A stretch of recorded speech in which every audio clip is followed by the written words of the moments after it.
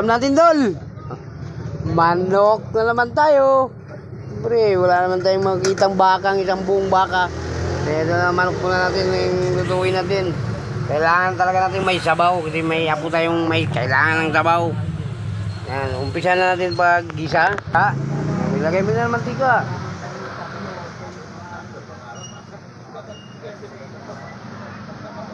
Ayan. Tataba yung manok eh. Tika mo na. Yung hapunan natin. So, si Kim mo lang pinaluto ko kasi di pahinga muna ako araw-araw ako nasa apoy lagi. So, siya mo lang palutuin ko ngayon. I-videoan ko lang siya para meron tayong may upload. So, ito, ilagay natin una yung luya. Siyempre mga idol, iuna natin yung luya para ano, maamoy natin kagad yung bango niya. Siyempre, sunod natin yung sibuyas. Pero yung ginamit natin yung sibuyas, kulay puti lang mga idol. So wala tayong, para maubos yun. So may kalahati pa tayo, baka masayang. Yun na lang ginagamit natin.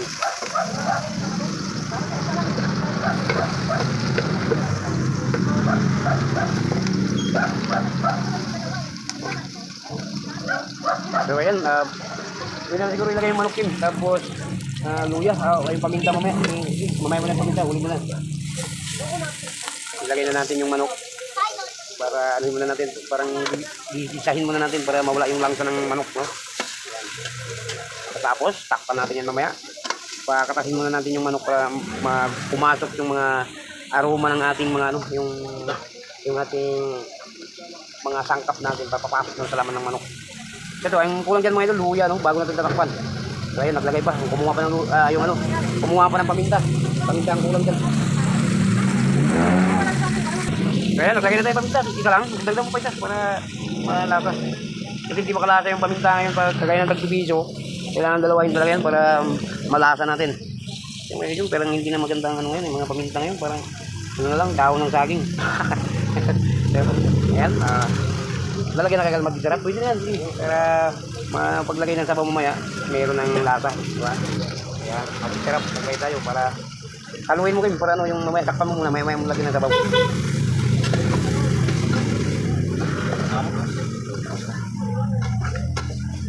Dala mo ba yung takip yan? Hindi pa yata. Diyan sa kabila. Kuhin mo muna yung takip. Tapos takpan mo. Lagyan mo na ng sabaw. Lagyan mo na ng sabaw. Para mamaya lagyan na natin yung sayuti. Makandaan rin yung sayuti natin mga idol. So, alam mo kasi mga idol, kaya lagi tayo nagsasabaw. Kasi meron kasi akong apo na pakainin na kailangan nilang may sabaw. Merong... So, ito lang mga idol. Sasabawan na natin. So, medyo patuyo na yung manok natin. Sige, ubusin mo yung isang ganyan. Tama na, para di na dinadagdagan mamaya. Okay. Ayos na. So, marami na yata yan. Baka di na tayo malunod na tayo dyan. Okay na mga idol. So, hintayin natin kumulo yan mga idol. So, kasuhin natin itong pangsahog natin. So, ito na nga. Nakahugas na ito. Nakaready na itong pechay. At saka itong sayuti. Hintayin na natin lumambot yung manok. Saka ipanglagay natin yan para makakain na tayo. So, after 3 minutes, pabalik tayo. Ito na idol. Medyo kumukulo na.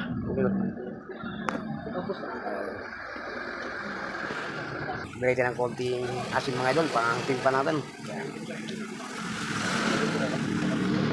Tinimplahan na natin na maayos mga idol. So ready na yung sabaw na. Yan ang mga sabaw natin. Lagay na natin yung chili. Yan. So sige, pati yung sayuti. Lagay na natin. Yan. Pinakahuli natin lagay yung pechay. Kumain natin lagay yan. So pagka luto na yung sayuti. Takpan mo muna. Bro, lagay natin pechay para makakain na tayo. Yan. So, ayan mga idol. Nilagay na natin yung pechay para luto na yan mga idol. Para mamaya, mga 1 minute lang. Pwede natin patayin yung apoy niyan. Kasi baka ma-over yung pechay natin. Sige, takpan muna para maluto na. Pero okay na yung timpla niya. Okay. Ito na idol. Medyo kumulo na. Yung pechay na naman nilintay natin dyan. Yan, haluin natin. Luto na rin yung sayuti. So malapit na tayo makakain.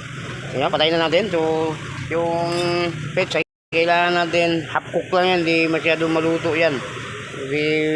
Minsan kasi ang pechay pag sobrang luto, papait din yan siya mga idol. So pinatay natin yung apoy. So takpan natin para di lang siya maluto sa konti. Yung siyempre yung ano niya, yung singaw ng init niya, maluluto pa yung pechay dyan. So ano po mga idol, natapos na natin itong ating nilutong sinabawang manok o tinula ba to? O yan, tinulang manok na lang mga idol. So ano pa mga idol? Ito ng finished product natin mga idol. Hapunan, ulam natin ngayong gabi.